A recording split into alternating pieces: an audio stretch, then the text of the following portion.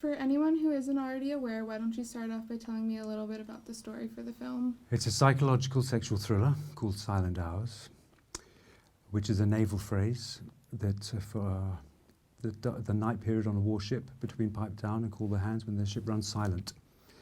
And it's a story about a private detective who's an ex-naval officer in naval intelligence, John Duvall, played by James Weaver Brown, and he's lives and works in Old Portsmouth, in an old converted boathouse, and he does a lot of work for the Navy.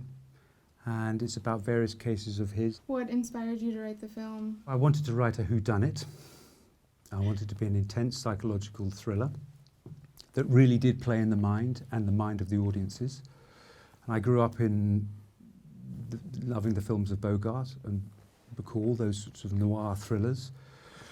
And the genre of the private detective I didn't think had been covered for a while, not the way I wanted to do it. What attracted you to the film? The role, fantastically well written, and like any actor, it was, wanted a challenge, and it was most certainly that. Did you face any other challenges during the making of the film? The main challenge, I think, was it's a 5-act drama. I grew up doing as an actor too, so most of my work was theatrical and the classics and Shakespeare, and it's always a 5-act structure.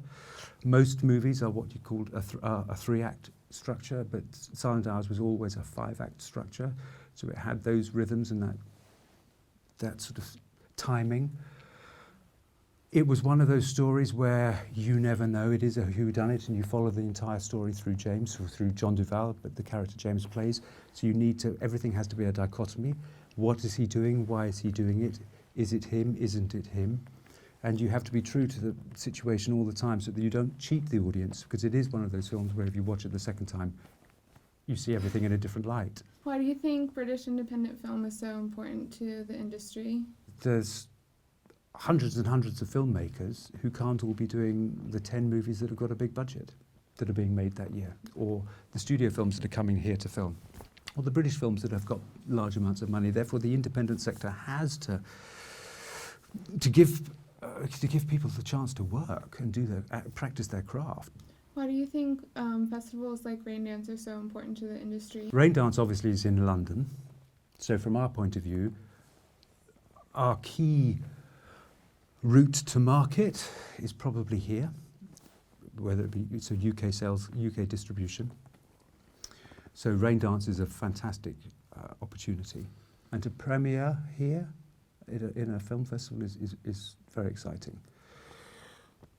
I go to Cannes, I've been going to Cannes to learn the back end of filmmaking for several years, and I realised how important it is. It's great to have a good script, it's great to be able to have the money to make a film and great actors, but it's all for nothing if you can't get it out to the market. What's up next for both of you? For me, for a while, it's getting this out, but yeah, I'm working on getting the next film ready to go.